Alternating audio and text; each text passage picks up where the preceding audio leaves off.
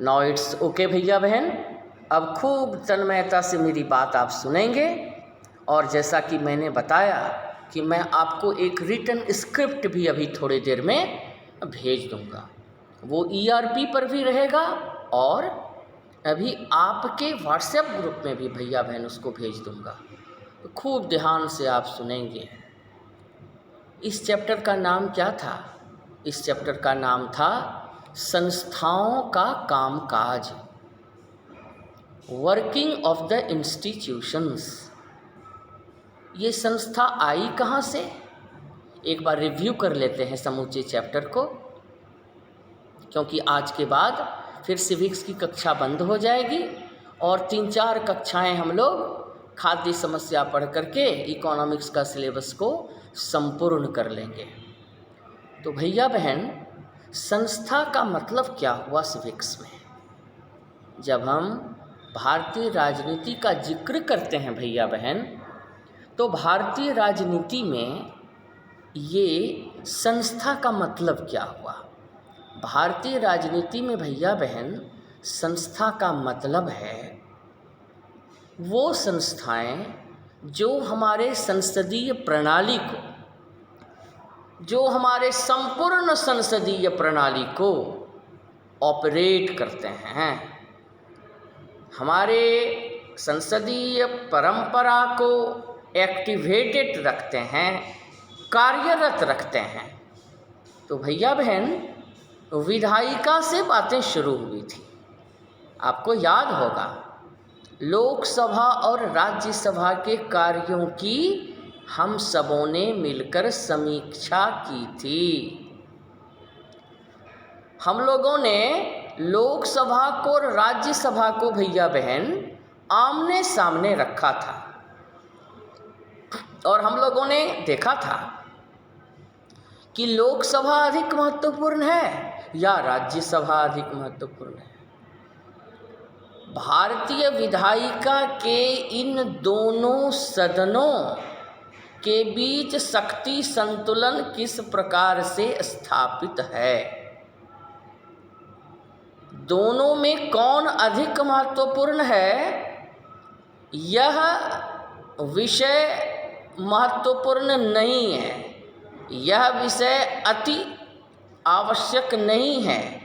लेकिन भैया बहन एक विषय बहुत आवश्यक है जानना, और वो लोकसभा के फंक्शनिंग के तरीके क्या है, राज्यसभा के कार्य करने के तरीके क्या हैं, विधेयकों को लोकसभा में कैसे लाया जाता है और राज्यसभा में कौन से विधेयक कितने दिनों तक रहते हैं। तो भैया बहन विधायिका की चर्चा समाप्त हो गई। अब बात आई, उसके बाद हम लोगों ने देखा था कि बात आई थी राष्ट्रपति का और प्रधानमंत्री का। राष्ट्रपति और प्रधानमंत्री के बीच में संवादों का आदान प्रदान कैसे होता है? भारतीय संसदीय परंपरा में ये एक दूसरे के विरोधी नहीं हैं, ये एक दूसरे के प्रतिद्वंद्वी नहीं हैं, बल्कि दोनों के समन्वय से ही संसदीय प्रक्रिया चलती है। और इस कड़ी में हमने देखा कि संविधान ने सारे अधिकार राष्ट्रपति को दिए, लेकिन संसदीय लोकतंत्र होने के नाते, पार्लियामेंट्री डेमोक्रेसी होने के नाते राष्ट्रपति के सभी अधिकारों का वास्तविक प्रयोग प्रधानमंत्री ने किया। इसीलिए एक को बोले वास्तविक कार्यकारी और दूसरे को बोले नाम मात्र के कार्यकारी। The real head executive of the country and the nominal head executive of the country. भैया बहन, हम समझते हैं कि सारी बातें आपके मन मस्तिष्क में एक बार आ गई होगी। इस कड़ी में एक क्वेश्चंस को भैया बहन बिल्कुल ही नहीं भूलिएगा, और वो क्वेश्चन है पॉलिटिकल एग्जीक्यूटिव और पॉलिटिकल एग्जीक्यूटिव के बाद राजनीतिक कार्यपालिका के बाद स्थायी कार्यपालिका, परमानेंट एग्जीक्यूटिव। परमानेंट एग्जीक्यूटिव के अंतर्गत कौन आए? परमानेंट एग्जीक्यूटिव के अंदर वो सारे ब्यूरोक्रेट्स आए, सरकारी कर्मचारी आए। इनका काम मुख्य कार्यपालिका को यानी राजनीतिक कार्यपालिका को, मंत्री को, प्रधानमंत्री को, मुख्यमंत्री को उनके काम के अच्छे एग्जीक्यूशन में, प्रशासनिक कार्यों के अच्छे संपादन में इनका बराबर बराबर सहयोग मिले। भैया बहन, हम समझते हैं कि आपको अब इतनी सारी चीज़ें समझने में कोई दिक्कत नहीं आ रही होगी। भैया बहन, अब दूसरी बात आती है जो सबसे अंतिम है। वो क्या है? वो है न्यायपालिका के स्वरूप की व्याख्या। भैया बहन, भारतीय न्यायपालिका संसदीय प्रणाली को मजबूत करने के लिए बनाया गया है। हमारी जो संसदीय प्रणाली है भैया बहन, उसको मजबूती प्रदान करने के लिए न्यायपालिका की रचना की गई। इसलिए न्यायपालिका तीसरा महत्वपूर्ण स्तंभ है संसदीय परंपरा का। लेकिन भैया बहन, भारतीय न्यायपालिका सर्वाधिक महत्वपूर्ण हो जाता है, क्योंकि पूरे सिस्टम को, पूरी व्यवस्था को निर्भीकतापूर्वक चलाना, न्यायपूर्वक चलाना, संविधान के गरिमा और निर्देशों के अनुकूल चलाना, यह न्यायपालिका का ही काम है भैया बहन। तो अब आप खूब अच्छे तरीके से भैया बहन न्यायपालिका को, जो आज का हमारा संदर्भ है, इसको मजबूती से सुनेंगे। भैया बहन, भारतीय न्यायपालिका पर जब कभी आप क्वेश्चन लगने के लिए बैठिए, सबसे पहला लाइन जो आप लिखेंगे वो लिखेंगे, भारतीय न्यायपालिका निष्पक्ष एवं निर्भीक भूमिका। निष्पक्षता भारतीय न्यायपालिका की सबसे बड़ी पहचान। भैया बहन, भारतीय न्यायपालिका की दूसरी बड़ी पहचान पारदर्शिता, यानी भारतीय न्यायपालिका पारदर्शी भूमिका निभाती है। भारतीय न्यायपालिका निर्भीक भूमिका निभाती है। भारतीय न्यायपालिका तटस्थ एवं बिल्कुल ही निष्पक्ष भूमिका निभाती है। तो 3 कैरेक्टर हो गए भैया बहन। भारतीय न्यायपालिका के 3 मुख्य कैरेक्टर, मौलिक चरित्र हो गए। पहला ट्रांसपेरेंसी, पारदर्शिता। दूसरा तटस्थता, इंडिफरेंस एटीट्यूड। और एकीकृत स्वरूप, इसको जरूर लिखिएगा। भारतीय न्यायपालिका एकल एकीकृत है, सिंगल यूनिफाइड है। हमारे सभी भैया बहन कॉपी कलम लेके बैठे होंगे, तो जल्दी से इसको नोट कर डालिए। इस 3 पॉइंट को, खाली पॉइंट, फिर तो आप इसकी व्याख्या करेंगे। जल्दी से लिख डालिए भैया बहन। पहला, भारतीय न्यायपालिका संसदीय प्रणाली के अंतर्गत, मैं धीरे धीरे बोल रहा हूं, भारतीय न्यायपालिका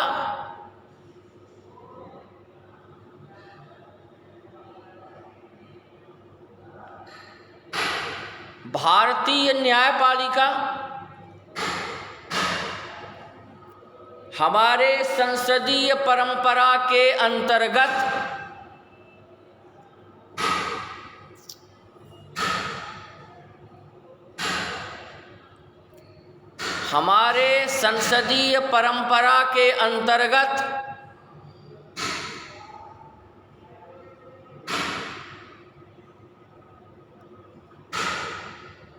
निष्पक्ष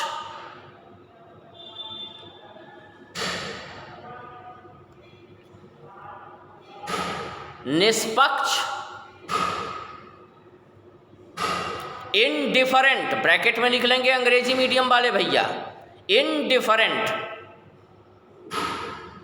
ना इधर ना उधर, निष्पक्ष इनडिफरेंट भूमिका निभाते हैं। दूसरा पॉइंट लिखिएगा भैया, भारतीय न्यायपालिका की विशेषताएं, ऊपर में हेडिंग दे दीजिएगा, main characteristics of the Indian judiciary. भारतीय न्यायपालिका की मुख्य विशेषताएं, इसी शीर्षक के तहत हम लोग ये पॉइंट लिख रहे हैं।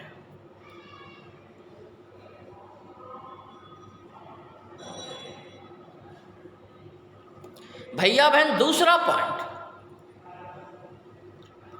भारतीय न्यायपालिका पारदर्शी भूमिका निभाती है, ट्रांसपेरेंट रोल निभाती है। कोर्ट में जो सुनवाइयाँ होती हैं, सर्वोच्च न्यायालय के जो फैसले होते हैं, वो बंद कमरे में तो नहीं लिए जाते। कोर्ट में जब न्यायिक प्रक्रिया चल रही होती है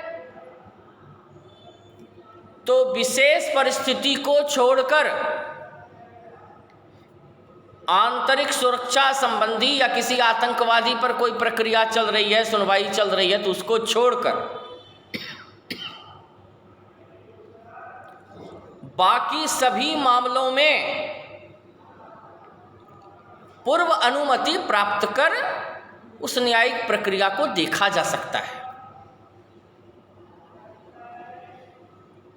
तो भैया बहन, भारतीय न्यायपालिका पारदर्शी भूमिका निभाती है।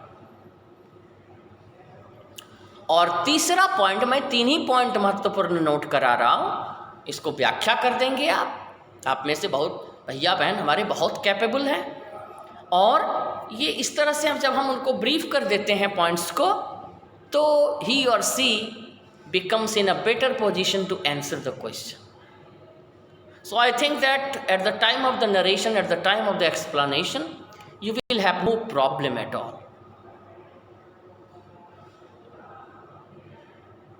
भैया बहन तीसरा पॉइंट, भारतीय न्यायपालिका एकल एकीकृत है। ब्रैकेट में लिखिएगा, एकल एकीकृत का मतलब हुआ अंग्रेजी में single unified, SINGLE, single, UNIFIED, single unified. अब भैया बहन भारतीय न्यायपालिका एकल एकीकृत है, इसका मतलब क्या हुआ? भैया बहन इसका मतलब हुआ कि जितने भी अदर कोर्ट हैं, यानी कि सर्वोच्च न्यायालय को छोड़कर, भैया बहन सर्वोच्च न्यायालय को छोड़कर जितने भी अलग अलग कोर्ट हैं भैया बहन, जैसे ऊपर से अगर चलें, डिसेंडिंग ऑर्डर में चलें, तो सबसे पहले हो गया ऊपर में the Supreme court of India. उसके बाद हो गया कुछ राज्यों में, जो बड़े राज्य हैं, महाराष्ट्र, बंगाल, यूपी, बिहार, इन सभी स्टेट में हाई कोर्ट्स भी हैं, उच्च न्यायालय भी हैं। तो ऊपर से चलेंगे तो सर्वोच्च न्यायालय, उनके नीचे उच्च न्यायालय, फिर जिला में जिला एवं सत्र न्यायालय, डिस्ट्रिक्ट एंड सेशन कोर्ट, जिला एवं सत्र न्यायालय, जो हर जिला मुख्यालय में न्यायालय। फिर उनके नीचे आया छोटे न्यायालय, सीजेएम कोर्ट्स, जिसको हम लोग बोलते हैं सबऑर्डिनेट कोर्ट, अधीनस्थ न्यायालय, इनको हम लोग बोलते हैं अधीनस्थ न्यायालय। और अधीनस्थ न्यायालय में छोटे छोटे भैया न्यायालय आए, जो जिला एवं सत्र न्यायालय के दायरे में कार्य करते हैं। भैया बहन, जो जिला एवं सत्र न्यायालय है, उस जिला एवं सत्र न्यायालय के उनकी निगरानी में कार्य करते हैं। तो भैया बहन, सर्वोच्च न्यायालय हो गया, उच्च न्यायालय हो गए, जिला एवं सत्र न्यायालय हो गया, निम्न न्यायालय आ गए और अधीनस्थ न्यायालय आ गए।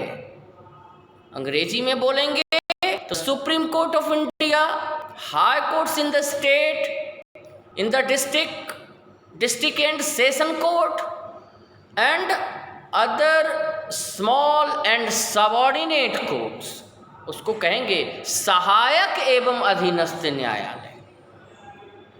भैया बहन, इस तरह से हमारी पूरी की पूरी न्यायपालिका बन करके तैयार हो। अब भैया बहन, सवाल यह उठता है कि न्यायपालिका का स्थान क्या है। अभी हमने कैरेक्टरिस्टिक्स देखा। अब भारतीय न्याय व्यवस्था के अंतर्गत पहले तो है कि जजों की बहाली कैसे होती है, सुप्रीम कोर्ट के जज कैसे नियुक्त होते हैं। जब भी प्रश्न आपको आएगा तो सर्वोच्च न्यायालय का ही आएगा। ऐसा नहीं है कि आपको आ जाएगा जिला एवं सत्र न्यायालय के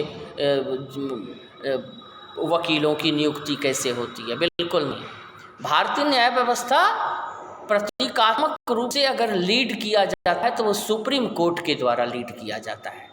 इसलिए इस चैप्टर से जब भी आपको प्रश्न आएंगे तो सर्वोच्च न्यायालय से संबंधित ही प्रश्न आएंगे। भैया बहन, सुप्रीम कोर्ट के जज की नियुक्ति राष्ट्रपति करते हैं, इसको आप दिमाग में रख लेंगे कि द जजेस of the Supreme Court are appointed by the president of India. President of India इनकी नियुक्ति करते हैं। भैया बहन, और चीफ जस्टिस की नियुक्ति यानी देश के मुख्य न्यायाधीश की नियुक्ति भी राष्ट्रपति ही करते हैं। हम लोग राष्ट्रपति के अधिकारों में देख चुके हैं कि सर्वोच्च न्यायालय के मुख्य न्यायाधीश, उच्च न्यायालय के मुख्य न्यायाधीश यानी हाई कोर्ट के मुख्य न्यायाधीश की नियुक्ति भी राष्ट्रपति ही करते हैं। उसी तरह सर्वोच्च न्यायालय के अन्य न्यायाधीशों की नियुक्ति भी राष्ट्रपति करते हैं और उच्च न्यायालय के अन्य न्यायाधीशों की नियुक्ति भी राष्ट्रपति करते हैं। भैया बहन, इसका मतलब ये हुआ कि in practice means the senior जजेस the Supreme court select the new जजेस of the Supreme court and high court. जब एक बार मुख्य न्यायाधीश बन जाते हैं तो फिर वो भी अपना परामर्श देते हैं कि फलां व्यक्ति सर्वोच्च न्यायालय में है और मैं इसे पर्सनली जानता हूँ, ये कानून का बहुत बड़े ज्ञाता हैं, इनकी इसके लिए राष्ट्रपति महोदय जी इनको आप हाई कोर्ट में जज नियुक्त कर दीजिए। तो राष्ट्रपति तो नॉन जुडिशियल व्यक्ति होते हैं, वो तो राजनीतिज्ञ हैं, उनको कहाँ पता कि कौन जज बहुत अच्छा है कौन जज बहुत खराब है। तो राष्ट्रपति को इस काम में मदद की जाती है। अब भैया बहन, मदद उनको कौन करते हैं? सुप्रीम कोर्ट के मुख्य न्यायाधीश मदद करते हैं और कैबिनेट उनको मदद करती है। वो जो केंद्रीय कार्यपालिका है, प्रधानमंत्री और उनका मंत्रिपरिषद, ये उनको इन कामों में मदद करती है।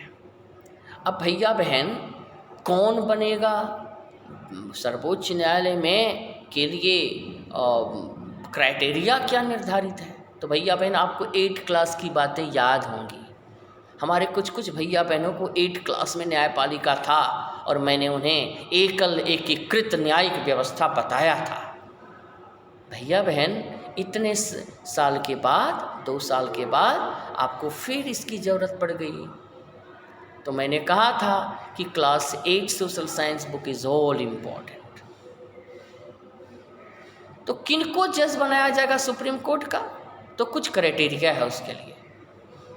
वो किसी भी राज्य के उच्च न्यायालय में यानी हाई कोर्ट में 10 वर्ष तक प्रैक्टिस कर रहे हों, यानी पुराने वकील हों हाई कोर्ट के।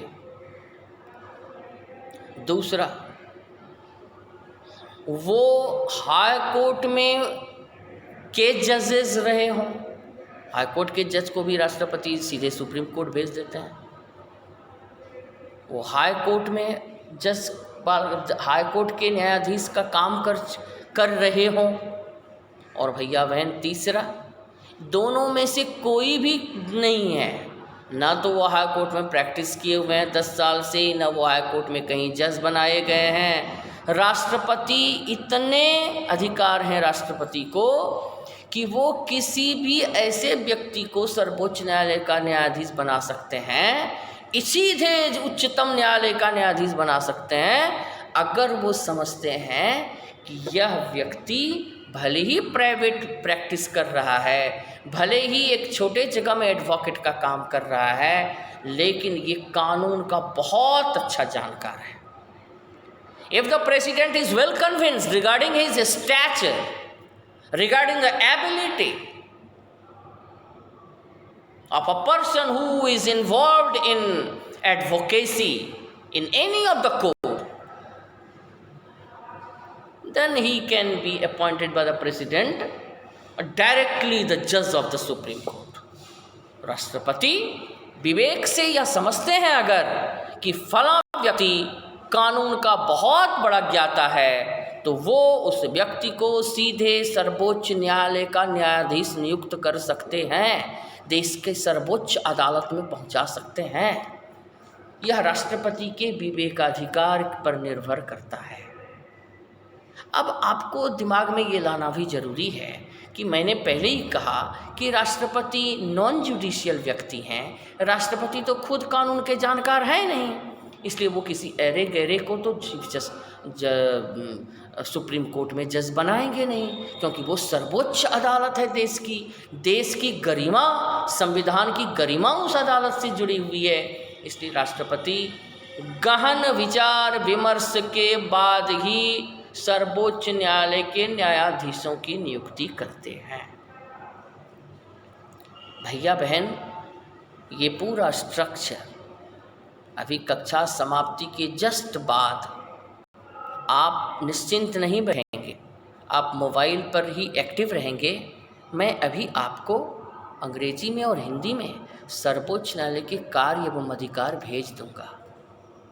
भैया बहन, मैं समझता हूँ कि आप सर्वोच्च न्यायालय की स्थिति, भारतीय न्यायपालिका की विशेषता, यहाँ ये याद रखिएगा कि भारतीय न्यायपालिका की विशेषता लिखने आए या सर्वोच्च न्यायालय की विशेषता लिखने आए, सर्वोच्च न्यायालय भारतीय न्याय व्यवस्था की पहचान है, वो सर्वोच्च अदालत है। इसलिए भारतीय न्याय व्यवस्था को सुप्रीम कोर्ट से अलग करके नहीं देखते। इसलिए ये कॉन्फ्यूज़न दूर कर लीजिएगा।